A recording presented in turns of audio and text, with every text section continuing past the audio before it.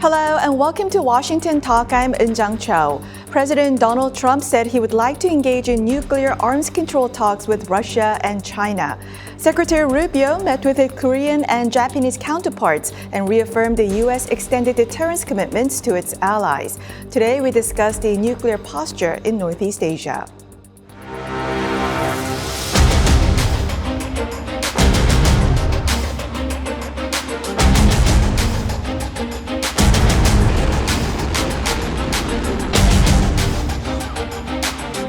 There's no reason for us to be building brand new nuclear weapons. We already have so many you could destroy the world 50 times over, 100 times over. 美俄作为拥有最大核武库的国家，理应切实履行核裁军特殊优先责任。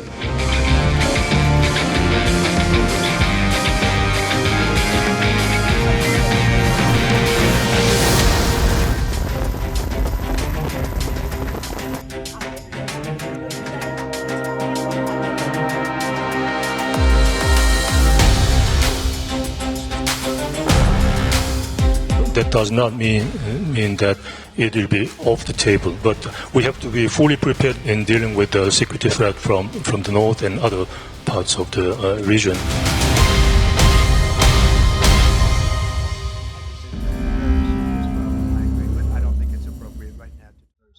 In the studio with me, Mr. Robert Peters, the Nuclear Deterrence and Missile Defense Fellow at the Heritage Foundation. Mr. Peters served as the lead strategist at the Defense Threat Reduction Agency. He was also the Special Advisor for Countering Weapons of Mass Destruction in the Office of the Secretary of Defense. Also joining us, Mr. Markus Garlauskas, Director of Indo-Pacific Security Initiative at the Atlantic Council. Mr. Garlauskas was the National Intelligence Officer for North Korea on the National Intelligence Council until June of 2020.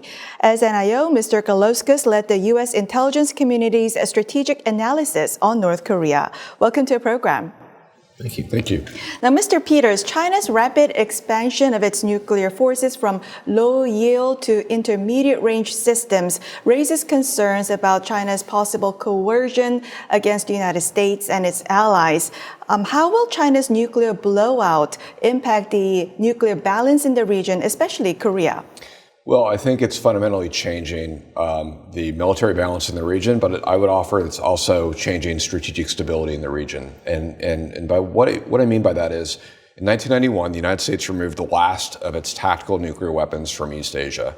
And we have seen over the past 20 years, North Korea build a small but increasingly larger and more diverse and more capable nuclear arsenal. And now we see China building not only much larger force of ICBMs that can reach North America, but also theater range, variable yield nuclear weapons that are designed to hit American and allied bases in an arc that runs from Japan down to Australia, also against American naval vessels over the horizon.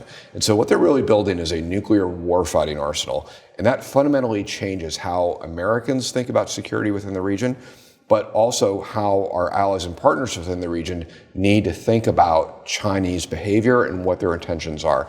I think it totally changes how the regional security environment is, and we need to come to terms with that.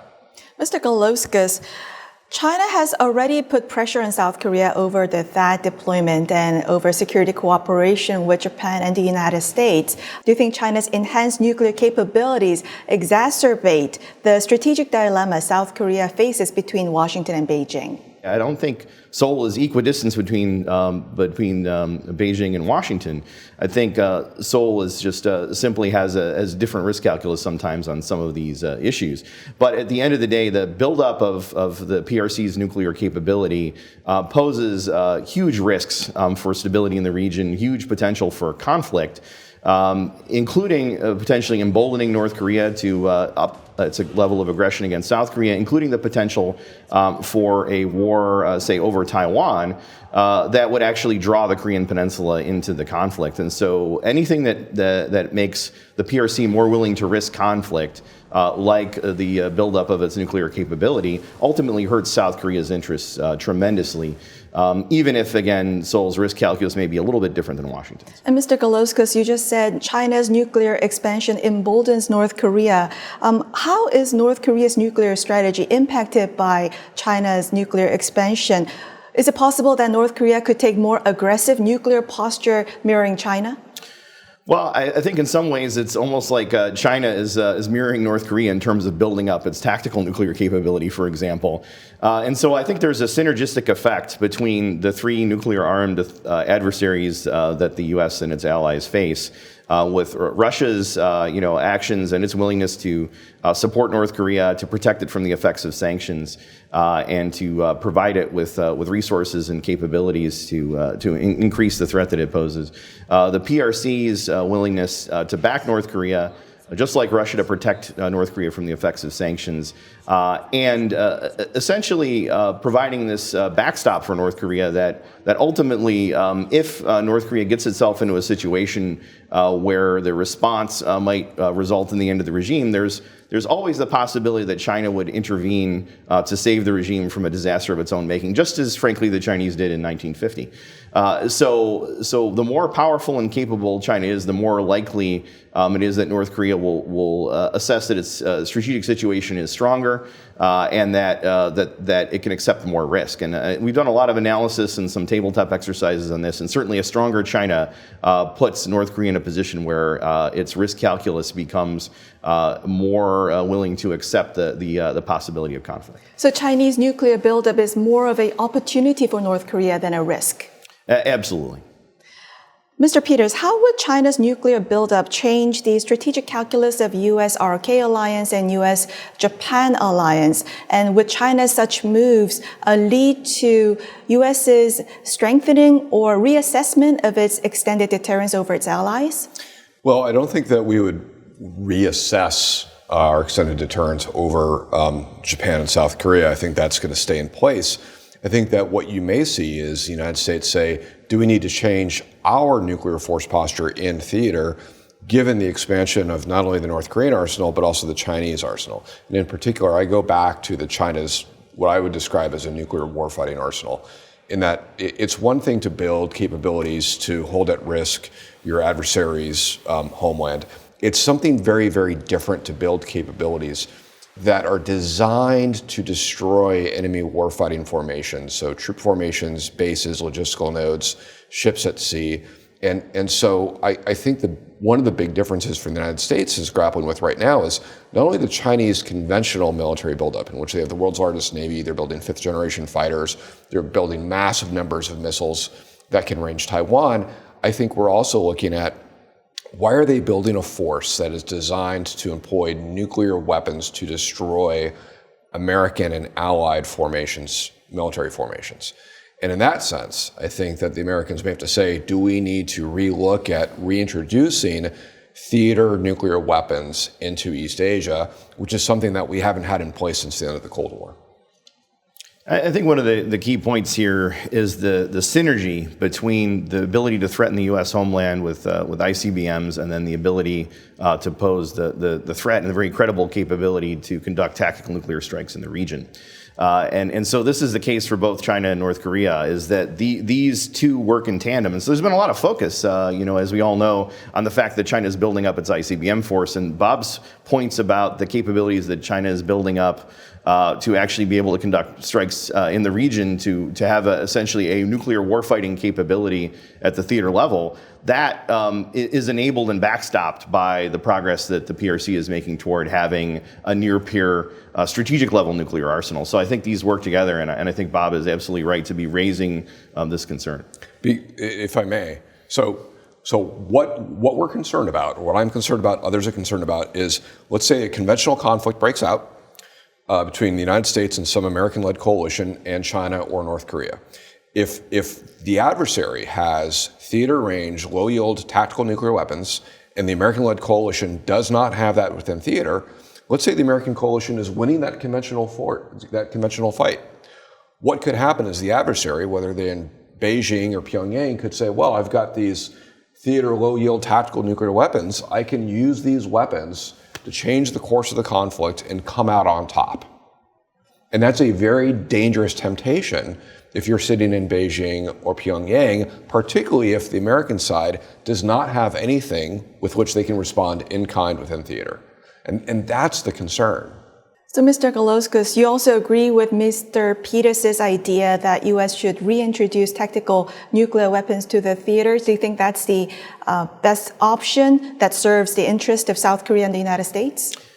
I think the key is the capability. So whether it's a reintroduction of nuclear gravity bombs, into the region, whether it's the fielding of a submarine-launched nuclear-capable cruise missile, the specific different options all need to be analyzed. But the basic premise is absolutely sound, that we need to have better ability to respond at the theater or the tactical level, depending on, or the low yield capability, depending on which terminology you want to use. What I think is a more open question is, what are the best options in the near term and the long term?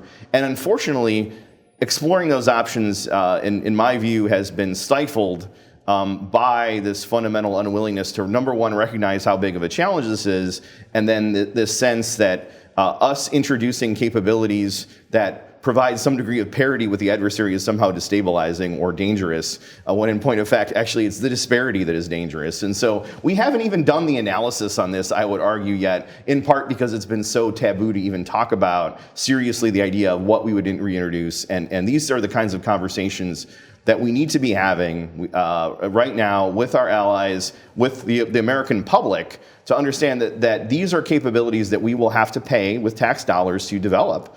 And right now, so I don't know what's the best answer, in part because we've been too afraid to do the homework to find that answer.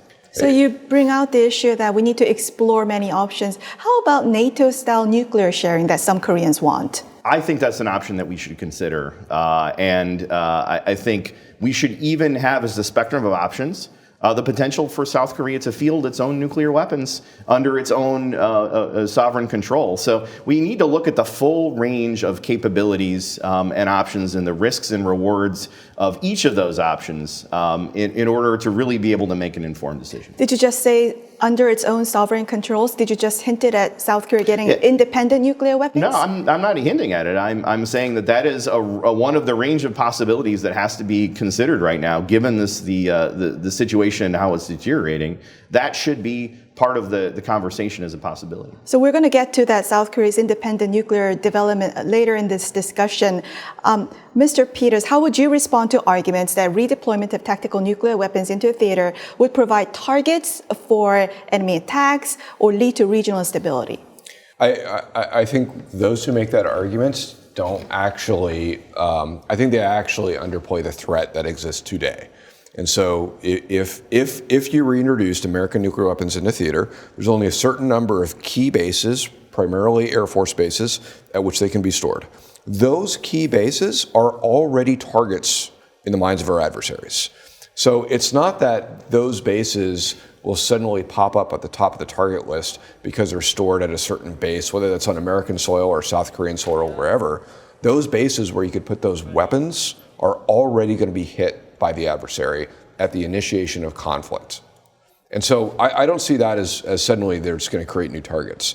And as far as whether or not that's destabilizing, I think Markus is absolutely correct in that if one side has these capabilities and is continuing to invest and mature and field these capabilities, and the other side does nothing in response, that disparity in capabilities is what is destabilizing. You have to do the analysis, as Markus said. What are the pros and cons, risks, rewards with going down this path, with going down alternative paths, whether it's a NATO-style sharing arrangement, whether it's solely under American control, whether potentially at someday an ally could become a nuclear power. You have to do that analysis. And again, Markus is correct. We've been so afraid to do that analysis that we don't even know what the answers to those things are. And Mr. Peters, how about the difference between having U.S. strategic assets on Korean Peninsula, whereas as opposed to on Guam? Some people say there's no big difference. Do you think there's a difference in terms of deterrence, deterring North Korea and China?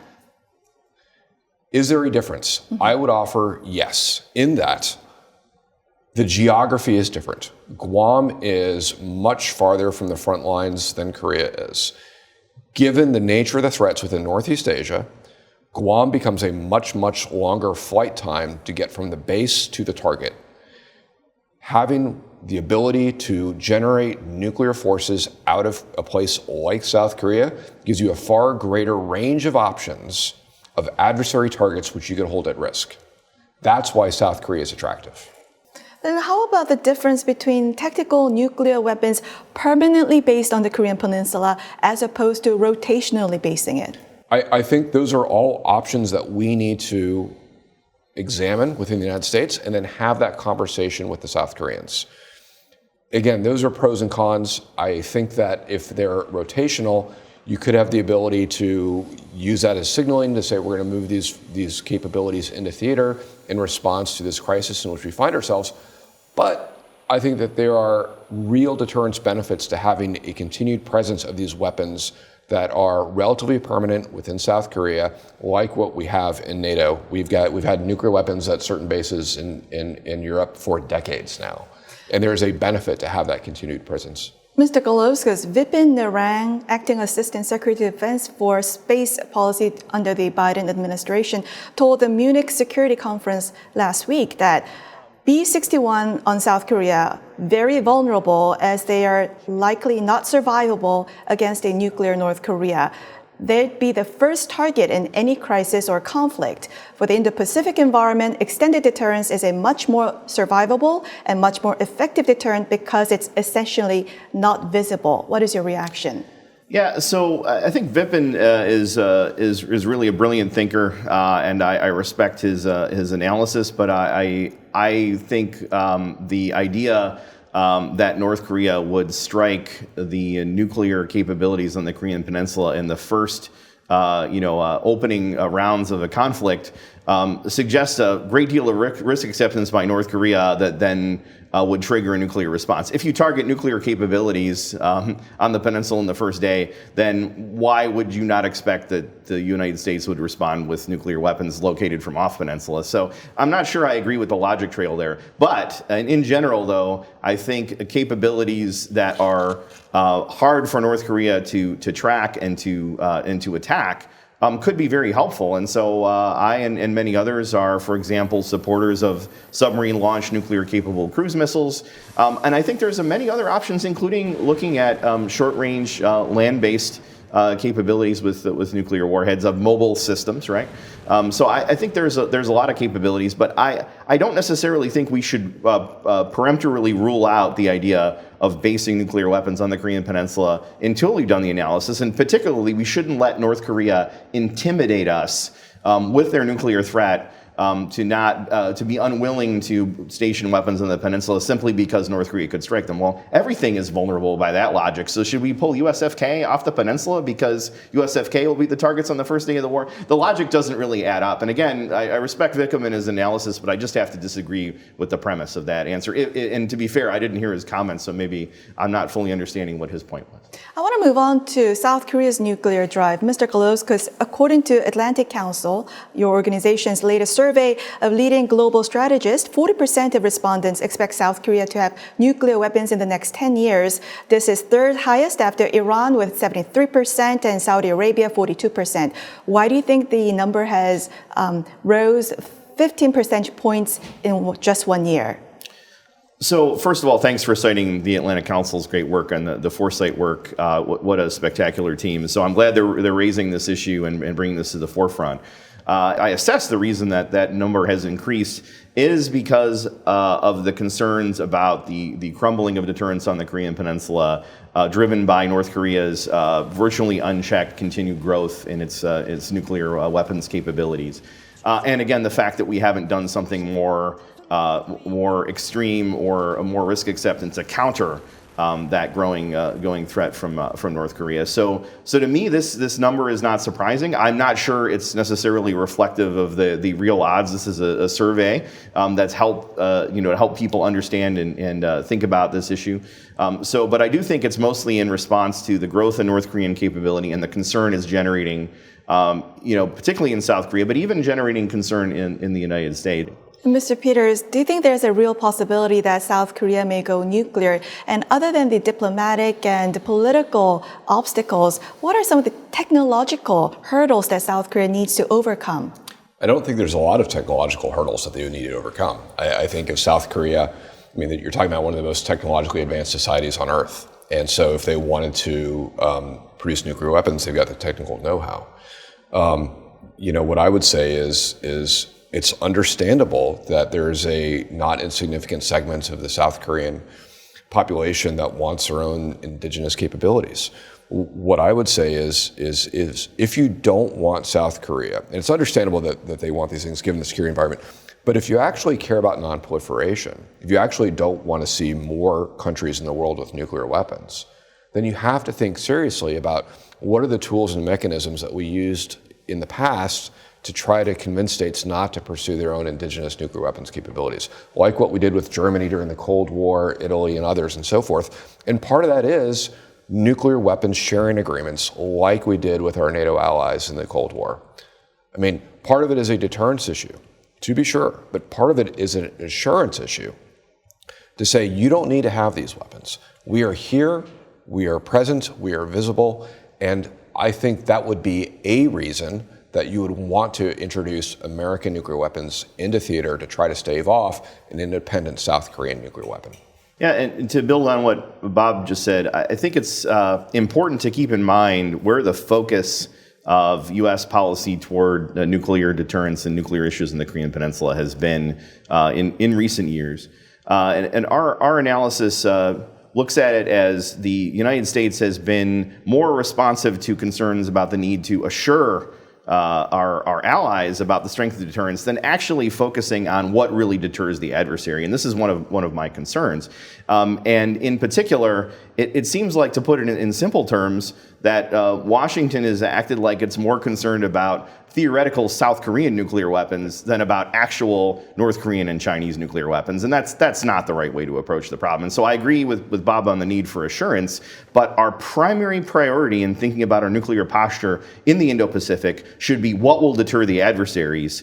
And then we should also think about what will assure the allies. But at the end of the day, the purpose of those nuclear weapons is to deter the adversaries and make sure that they're never have to be used. Assurance, in my view, it should be the secondary but important goal. No, I totally agree, Marcus. Mr. Peters, in the Atlantic Council survey, the likelihood of Japan's nuclear armament within the next 10 years was at 28.6%, higher than that of Ukraine or Taiwan.